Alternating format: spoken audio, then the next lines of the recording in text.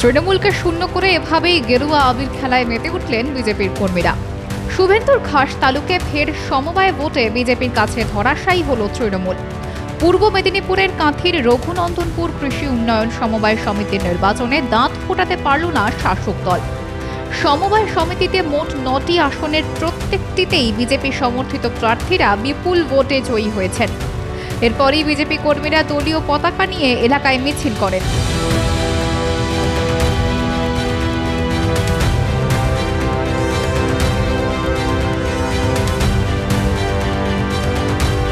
নির্বাচন ঘিরে উত্তেজনা ছিল চরমে। রবিবার বিকেল ৩টের সময় ভোটদান প্রক্রিয়া শেষ হয়। তারপরে শুরু হয় গণনা। তাতে বিজেপি সমর্থিত প্রার্থীরা বিপুল ভোটে জয়লাভ করেন।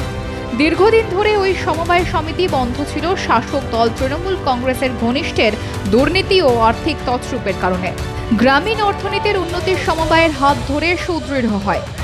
গণতান্ত্রিক প্রক্রিয়ার মাধ্যমে এদিনের ভোটে বিজেপি প্রার্থীরা জয়ী হয়েছেন, জানালেন উত্তর কাঁথি বিধানসভা কাঁথি ৩ মণ্ডল সভাপতি বিপুলেশ ধারা। রঘুনন্দনপুর সমবায় সমিতিতে জিতার জন্য বিজেপির পক্ষ থেকে এলাকাবাসীকে জানাই অনেক অনেক অভিনন্দন। সমবায় জয়তু, সমবায় জয়তু। আজকে রঘুনন্দনপুর সমবায় সমিতিতে জিতলো কে? যারা শাসক দলের ঘনিষ্ঠ তাদের দুর্নীতির জন্য, আর্থিক তছরূপের জন্য এই সমবায় সমিতি বন্ধ ছিল। গ্রামীণ অর্থনীতির বুনিয়াদ সমবায়ের হাত ধরে যে সুদৃঢ় হয় সেটাকে শাসক দল স্তব্ধ করে রেখেছিল। আজকে গণতান্ত্রিক প্রক্রিয়ার মাধ্যমে কোর্টের রায় নিয়ে ৩-৪ বার নির্বাচনকে বন্ধ করার চেষ্টা করা হয়েছে। তাও আমরা যারা রাষ্ট্রবাদী সমবায়ী তাদের সকলের প্রচেষ্টায় আজকে নির্বাচন অনুষ্ঠিত হলো এবং এখানে একটা রাষ্ট্রবাদী বোর্ড গঠিত হবে। ৯ জনকে তারা নির্বাচিত করেছেন। বিরোধী দলনেতা শুভেন্দু অধিকারীর প্রভাব এই জেলায় ক্রমশ বাড়ছে। ২০২১ সালের বিধানসভা নির্বাচনে নন্দীগ্রামে তিনি মুখ্যমন্ত্রী মমতা বন্দ্যোপাধ্যায়কে পরাজিত করেছিলেন। এরপর থেকে পূর্ব মেদিনীপুরে বিজেপির জয়ের ধারা অব্যাহত রয়েছে। ২০২৩ সালের পঞ্চায়েত নির্বাচনেও নন্দীগ্রামে বিজেপি উল্লেখযোগ্য ফলাফল করেছিল। এই সমবায়ে নির্বাচনের ফলাফল সেই ধারাবাহিকতারই একটি অংশ বলে মনে করা হচ্ছে। যদিও ভোটে প্রভাব খাটিয়ে জয়ের চেষ্টা করেছিল তৃণমূল, কিন্তু তাতে লাভ কিছু হয়নি। বরং সমবায়ের সদস্যরা বিজেপি প্রার্থীদের বিপুলভাবে সমর্থন করেছে, বললেন জয়ী সমবায় প্রার্থী কানাইলাল বর।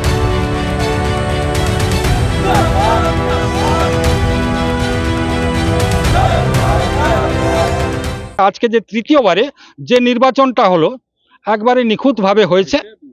আমাদের জনগণ, এলাকার জনগণ বুঝেছে, সমবায়ীরা বুঝেছে যে এই বোর্ডকে আর রাখা যাবে না। নানান প্রতিকূল অবস্থা থাকলেও আমাদের এই এলাকার সমবায় বন্দী 7-8খানা গ্রাম নিয়ে আমাদের সমবায়টা চলছে। প্রত্যেকেই বুঝে নিয়েছিল যে আমরাও প্রথমত ভরসা করতে পারিনি যে তাদের যে প্রতিকূল অবস্থাটা ছিল সেটাকে প্রতিরোধ করে জয়টা মানুষ দিতে পারবে কি না, ইচ্ছা থাকলেও হয় না। এক্ষেত্রেও অনেক জায়গায় কারোর কাছ থেকে টোকনটা পকেট থেকে বের করে নেওয়া হয়েছে, কারো বাড়ি থেকে নিয়ে নেওয়া হয়েছে, এরকম পরস্তা থেকে সিরিয়াল লিস্টটা।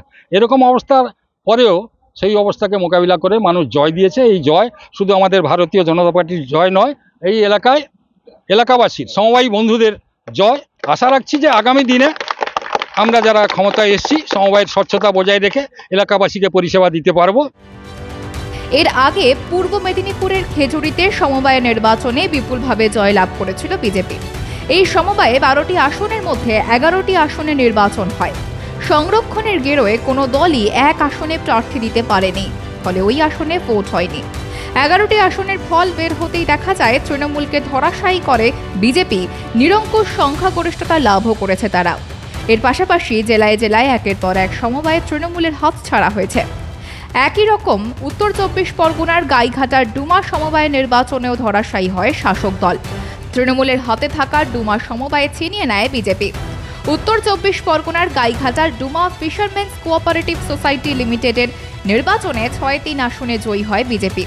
এবার ভোট হতে বাজিমাত করে গেরুয়া শিবির। সমবায় দখল করতেই উল্লাসে মেতে উঠেছিল বিজেপি কর্মীরা।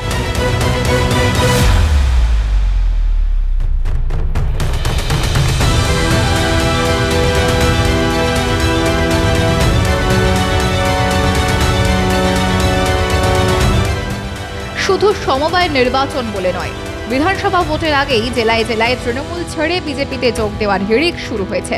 কয়েকদিন আগে মালদা জেলার বৈষ্ণবনগরে বড়সড় ধাক্কা খায় রাজ্যের শাসক দল তৃণমূল কংগ্রেস। তৃণমূল ছাত্র পরিষদ ছেড়ে শতাধিক নেতাকর্মী যোগ দেন বিজেপিতে। কালিয়াচক ৩ নম্বর ব্লকের তৃণমূল ছাত্র পরিষদের সভাপতি গৌরব মণ্ডল সহ বাকিদের হাতে দলীয় পতাকা দিয়ে ও গেরুয়া উত্তরীয় পরিয়ে স্বাগত জানিয়েছিল বৈষ্ণবনগর বিধানসভার বিজেপির ১ নম্বর মণ্ডলের সভাপতি অমরনাথ ঘোষ।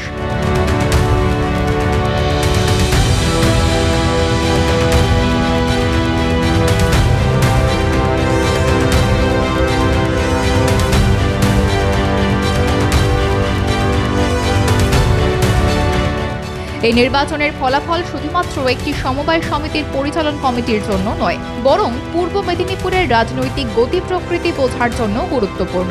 গ্রামের মানুষের ভোটের মাধ্যমে প্রকাশিত এই রায় আগামী দিনে এই অঞ্চলের রাজনীতিতে নতুন দিক নির্দেশনা দিতে পারে।